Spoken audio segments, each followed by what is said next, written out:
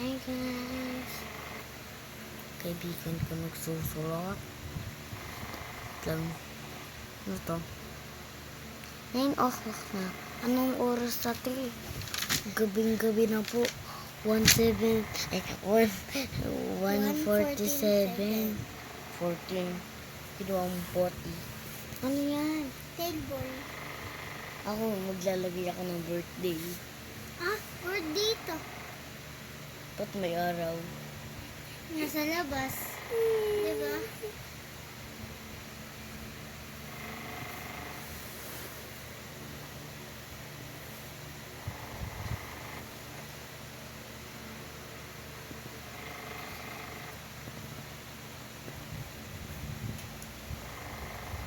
Sa aircon to.